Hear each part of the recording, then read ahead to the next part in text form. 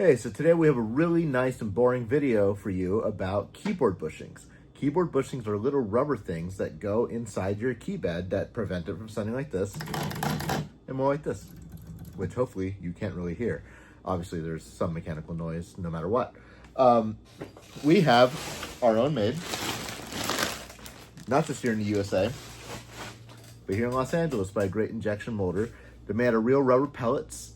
Not out of mulch tires overseas, which most other vendors of bushings have theirs made of. So ours are fresh, tire-free, and they're great. We love them. We have our own made for the very specific reason that we're unhappy with what we were getting elsewhere. So, boring subject, but very important thing. So let's get to it. Okay, so on my mat, I have one keyboard bushing. Depending on how many you order, you will receive 37 to 76 of these generally. We always include a few extra in case there's a defect. You will notice on one side, there's a little mold release that we clip off manually. And that means that we actually get to look at every single one of these.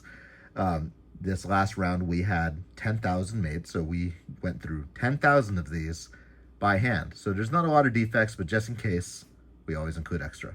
So you'll notice that the top has this wider V and the bottom has this not as wide V. This side goes on top, so very much this side up. Very important that on the keystroke, when you press down, it hits this wider part. And it's important from key to keep that consistent. Otherwise, here's the opening that goes on the key post. And that's pretty much it. These will arrive lubricated. And should you need to lubricate it yourself, I highly recommend some Dow Corning release compound. I don't recommend things like Vaseline. The way that our bushings are made, they will not absorb the moisture or water, so they will not swell, which is another issue we found with many bushings, besides the fact that usually their ends are closed. Okay, so in this keyboard, we have only done the last octave, and the rest of it is still unbushed. That's just because I was testing this new batch of bushings. And I did this octave using the pick technique, which I will show you. It's not my favorite technique. I prefer the longer way, but I will show you both ways. So there are really two tools you need to do this the right way. And that is a set of flat pliers. So notice that these have no teeth. That doesn't really matter, but just notice that generally they're flat. Additionally, you want a pair of needle nose pliers or some type of pliers that have those indentations that gives it a bit of grip. So then we're going to flip the keyboard over. And we're going to play this B key because we know that's the last key that we didn't do. Just going to take my pliers and pull off the key guide. And then I'm going to take my needle nose pliers and take off the red spring. I guess I'll get in closer for that. So if we're grabbing it with the needle nose pliers, we're going to lift up, keep holding, and there it is. And then we're going to put that in a little bin. So now we're going to flip the keyboard over, and we're going to do this in this specific orientation so that this key guide stays down. It doesn't go above and then potentially fly away. If they do fly away, be careful. Then we're going to take our flat pliers again, and we're going to take this little tab right here and turn it slightly. Once you turn it, this might need to be turned more. The key should just come off. With the key off, you see the old bushing. So now you are in a time of finding out if you're lucky or not. If you are lucky, you will be able to take your finger and slide this off, no problem, which we just experienced. You can check the bottom with your finger, which I'm doing here, and feeling around and noticing there's nothing left. The whole bushing is right here. And I'm going to then throw that in the trash. So also, by the way, we would normally take all the keys off before we even start doing this. If you notice that the bushing gets stuck, or parts of it are stuck, or there's a large black layer here, it means that your bushings are essentially glued or adhesed down to the metal, which is no good. And the way to deal with that is to get one of my favorite tools, the old razor blade, and scrape it away. There are other things you can do, probably including some chemicals that I won't recommend because it's stinky. You could also use some fire, which I've tried in the past. Just a little pass of a torch will usually soften it enough to be able to razor to rest off. But unfortunately, in those situations, you have to do the top and the bottom, make sure it's all gone before you install the new bushing. The next technique might be a little bit hard to film, but I'm going to try. That is the pick method, which again, I'm not super big on. A lot of people do it, especially people who are trying to save time. I don't recommend it. It definitely only works if you have the kind of bushings that just come right out and don't stick to the key post. You need a flathead screwdriver, which I have here. You'll notice this is not a miniature. This is a full-size flathead. These screws on the back don't require a miniature flathead. They work just fine with a full-size screwdriver. You take out the key post, and you of course want to clean this while it's out. And then you can get into it. Okay, so this is a bit awkward to film, but I'm going to try. So you see in the one that we took off the key top, you can hopefully see that there is a bushing in there. And we're going to take a pick or an awl, whatever you want to call it, and we're going to go in there, basically, maybe press down on the key a little bit, and basically try and just get it out.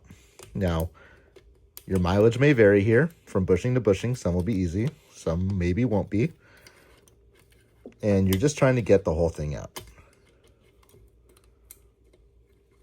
The problem is it may crumble, and then you end up with debris behind, which is basically happening now. So I got the bushing out. It's destroyed, obviously. I'm not seeing anything else in there, so I think we're good.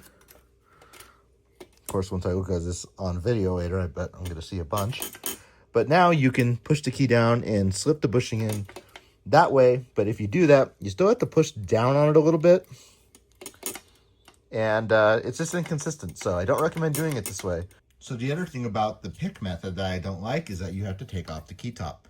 The key top can actually slide front and back a bit with the screw loosened, and that can give you an inconsistent depth on the actual key bed itself, which can be hard to correct later and very annoying to correct.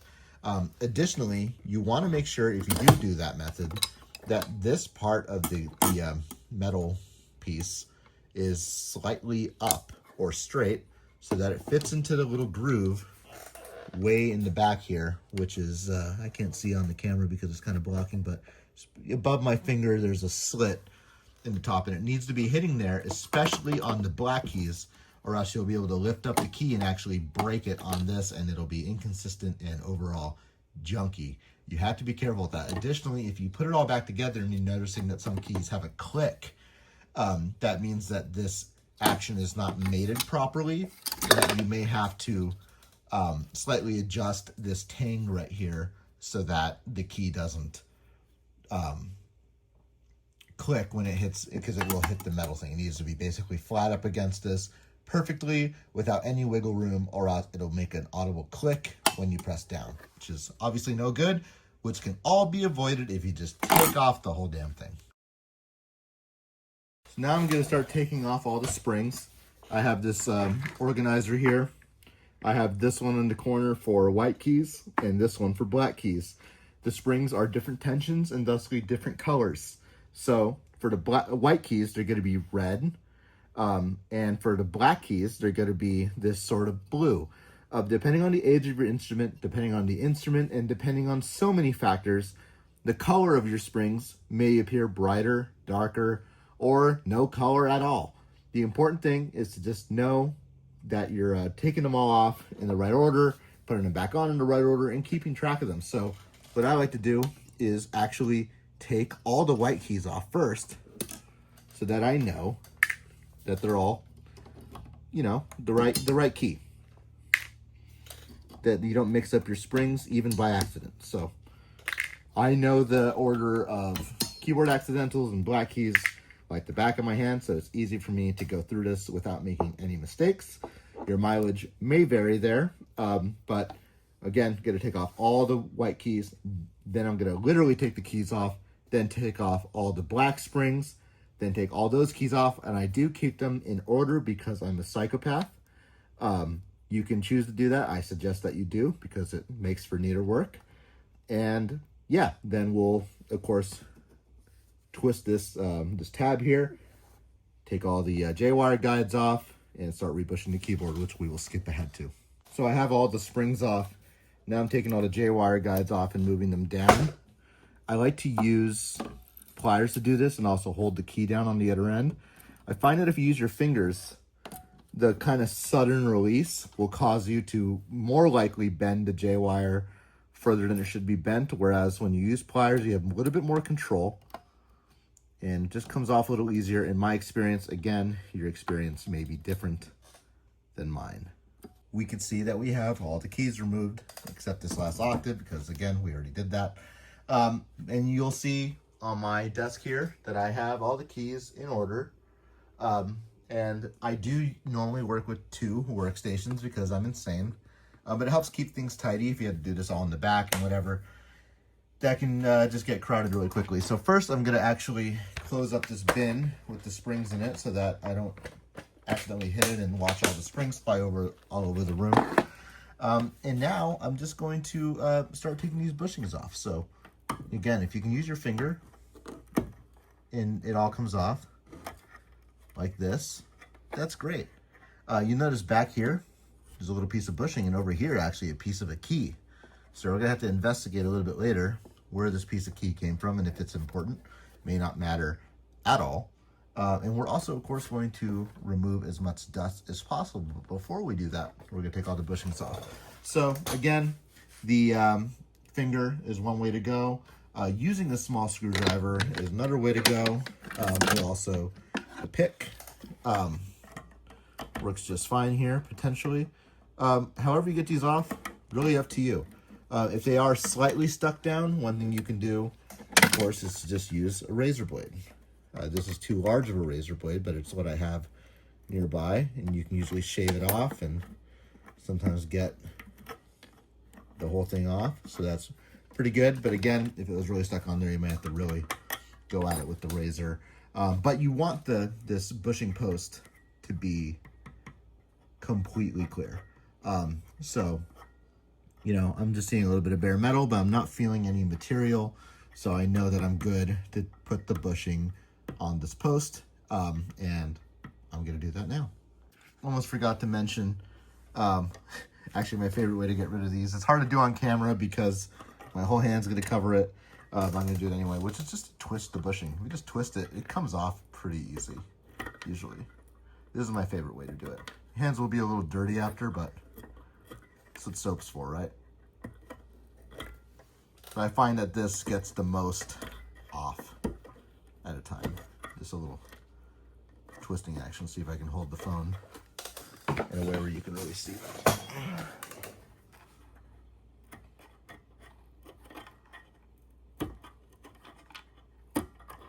Oh, that one just completely crumbled.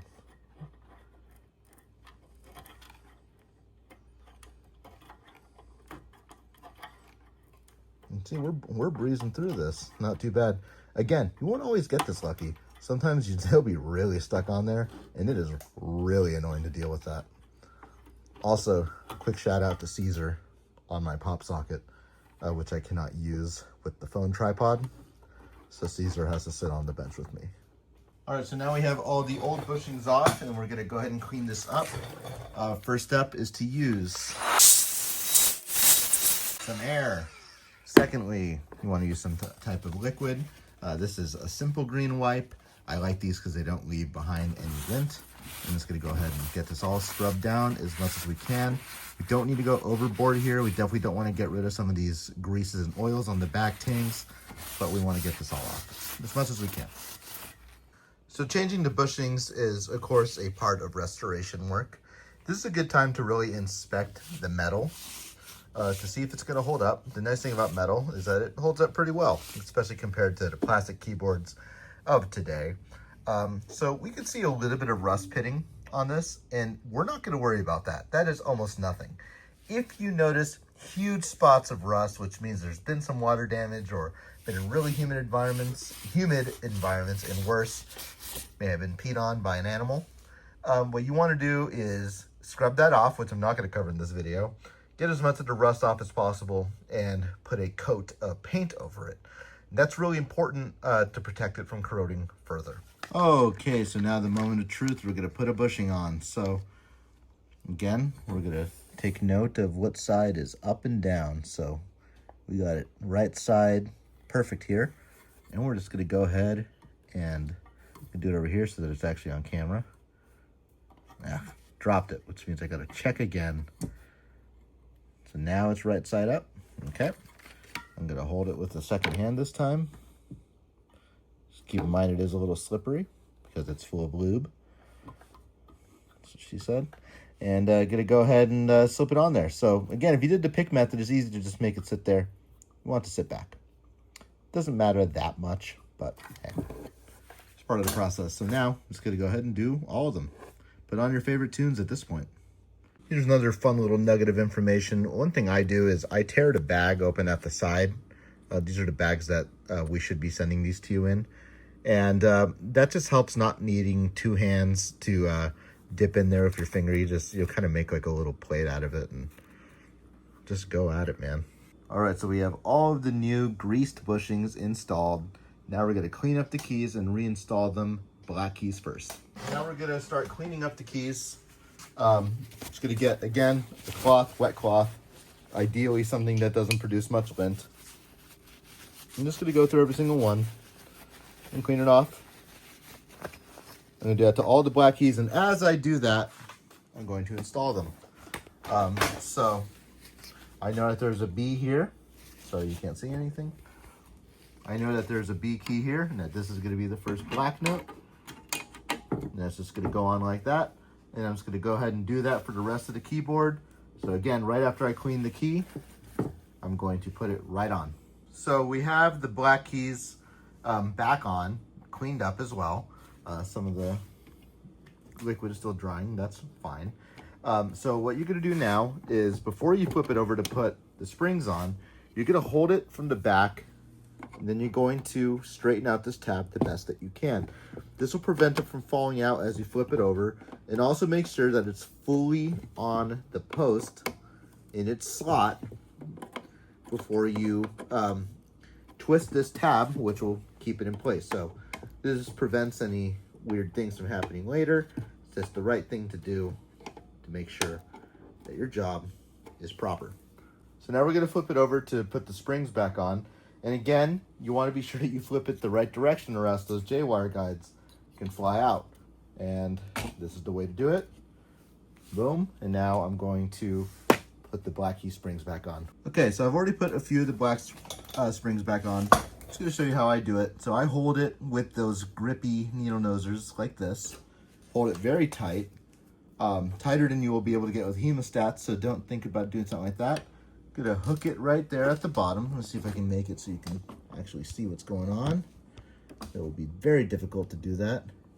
And then gonna go ahead and lift this up till it's in the hole. And sometimes you can even feel it go a little bit deeper. That's what we want because we want it to be really stable. So I wanted to show this other technique that I know some of my friends have used. I've been doing it a little bit and it's actually kind of cool. So I do want to show you. I don't know if this is the technique I always want to use. I tried it on this spring and I actually couldn't hook the spring in because I'm actually hooking these in with my finger first and then just leaving them hanging like this and then getting a little flathead. Get the thing under there. You see that it's under. And then that's it. I don't know. I like it and I don't like it. It was going well off camera. So your mileage may vary. All right, so time to start putting all of the J-wire guides back on. I did take a moment to clean this last octave since I did that yesterday when I was testing out this new batch of bushings. So I'm going to go ahead and just grab these, make sure that they're under their respective bus bar, and just pop these back on with my fingers. You might have noticed a little bit of goop on the post that's coming out of the metal keyframe. And that is something that happens every once in a while, where somebody may have added a little drop of hot glue or something so that these stick on nicely. Occasionally they're a little loose. So that wasn't us, that was somebody else, and that is perfectly fine. We will leave that, of course. If you need to do that, a little drop of hot glue works, some UV curing pens work, nail polish even works. And yeah, it's perfectly fine to do that if your key bed so requires. So I'm just going to get these all back on, and then we're going to test the action. Okay, and that pretty much completes the process. So in this case, we're kind of lucky because now that we replaced the bushings, and they feel good, now we can check for things like leveling and whether any keys are sticking. So you can just, go through each key one by one, press it hard, press it soft, make sure that the key comes back up properly. If it doesn't, there's a few things you can check. So the first thing is that you put these little tangs in the back in the right place, these tabs. And if they're slightly off, it could make a key slow to return, for example. And if you have one key that's, say, much lower than another one, then what you want to do there is move the key post over here with just a set of pliers up and down, side to side, as needed.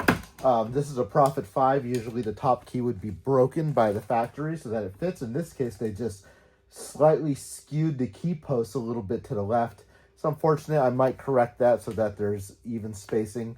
But again, if you did it the right way and you kind of did it the long way, then you shouldn't have any problems. Everything should be fine. Everything should be clean and nice.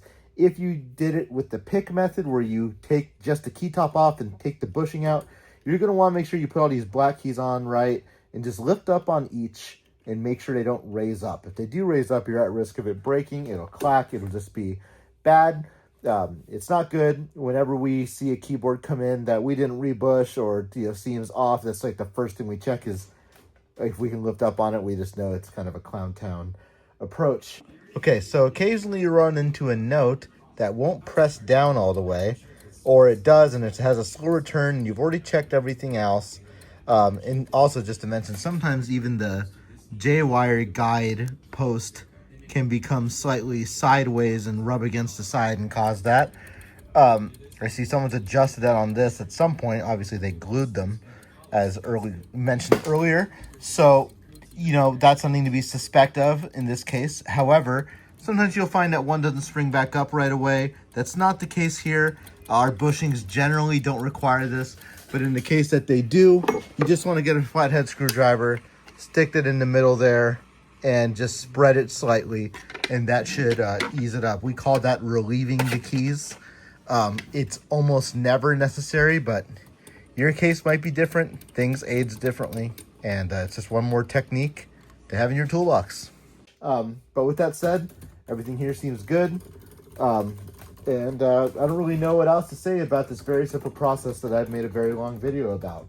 I hope that this has been at least somewhat interesting for you guys. And of course, you can buy these bushings on our website.